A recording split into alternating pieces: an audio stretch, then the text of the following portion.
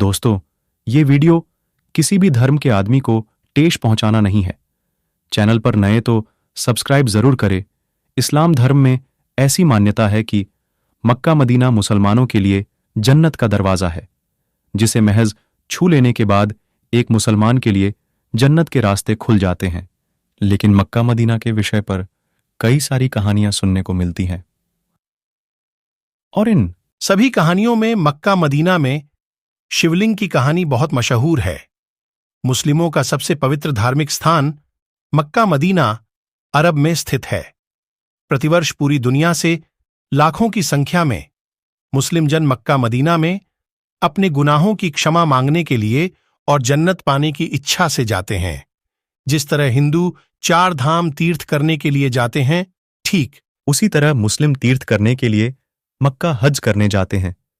किंवदंती है कि मक्का में एक पवित्र काबा है, जिसका चक्कर लगाकर चूमने पर हज की यात्रा पूरी मानी जाती है। मक्का पहुंचने के लिए हज यात्रियों को पहले मक्का की राजधानी जेद्दाह, या यूं कहें कि वो बंदरगाह जहां से लोग मक्का में प्रवेश करते हैं, उसे पार करना होता है। जेद्दाह अंतर्राष्ट्रीय हवाई अड्डे का भी मुख्य स्थान माना जाता है। जेद्दाह से मक्का जाने तक के पूरे मार्ग में हर तरह की नियमावली और निर्देशों का उल्लेख रहता है। जेद्दाह में यह निर्देश पहले दिया जाता था कि काफिरों का मक्का में आना मना है। बता दें, यहां काफिर शब्द का प्रयोग नास्तिक लोगों को दर्शाने के लिए किया जाता था। हालांकि बाद में काफिर शब्द की जगह नॉन मुस्लिम और गैर मुस्लिमों का शब्द का उपयोग किया जाने लगा। जेद्दाह से मक्का जाने तक के रास्ते में जितने भी निर्देश दिए जाते हैं, वह अधिकतर अरबी भाषा में ही होते हैं। हिंदू तो हिंदू, इस क्षेत्र में ईसाई, यहूदी, पारसी, बौद्ध और जैन भी प्रवेश नहीं कर सकते हैं। मुसलमानों के सबसे बड़े तीर्थ स्थल मक्का मदीना में शिवलिंग होने की अफवाह सिर्फ आज से नहीं, बल्कि कई साल पहले से सुनने में आ रही है। मक्का मदीना में शिवलिंग के होने की बात कई इतिहासकारों ने अपनी पुस्तकों में लिखी है।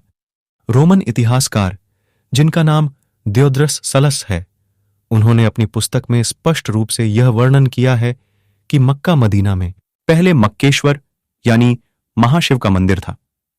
यह उस समय की बात है जब मुसलमान वहां इबादत नहीं करते थे। यह वह समय था जब मक्का मदीना बना ही नहीं था। मक्का के बनने से पहले से ही वहां पर मक्केश्वर की आराधना होती आ रही है।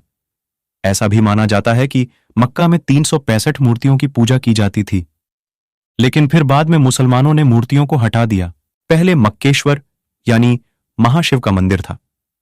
यह उस समय की बात है जब मुसलमान वहां इबादत नहीं करते थे। यह वह समय था जब मक्का मदीना बना ही नहीं था।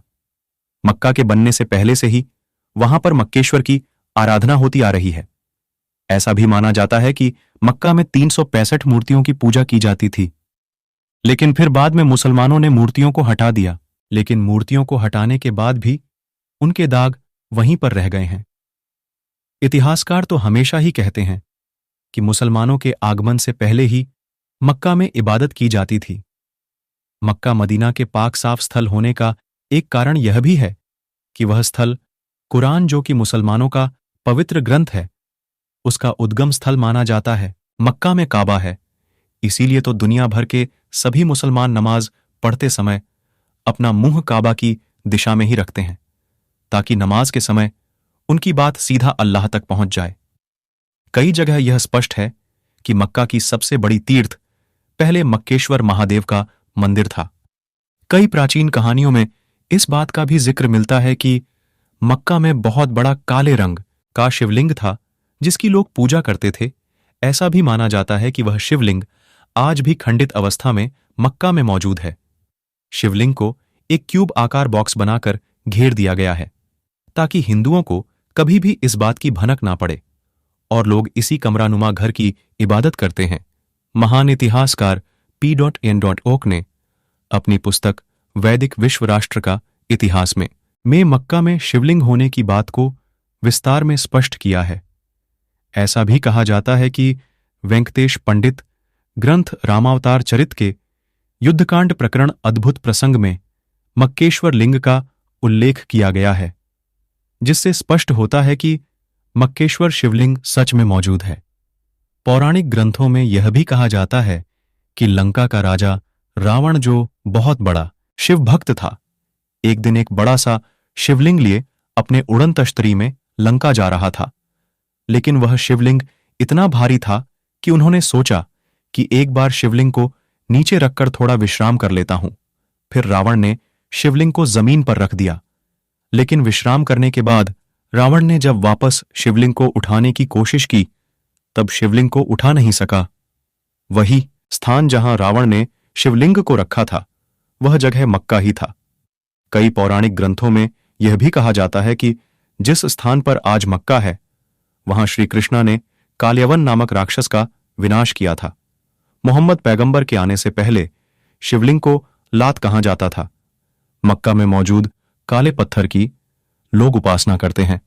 जिसकी इबादत करते थे वह काले रंग का पत्थर लोग उपासना करते हैं जिसकी इबादत करते थे वह काले रंग का पत्थर नहीं, बल्कि शिवलिंग है। मक्का में शिवलिंग की उपस्थिति पर गंगा के विषय में एक मशहूर कहानी है। कारण शिवजी गंगा और चंद्रमा के साथ नहीं रह सकते हैं। यह बात बिल्कुल सच है कि जहां महादेव की शिवलिंग होगी, वहां पवित्र गंगा का स्थान जरूर होगा। मक्का के काबा के पास पवित्र झरना बहता है, जिसके पवित्र जल को ग्रहण करके लोग धन्य हो जाते हैं। मुसलमान इस पवित्र झरने को आबे जमजम के नाम से पुकारते हैं। हज करने के बाद मुस्लिम लोग इस पवित्र जल को अपने बोतल में भरकर अपने साथ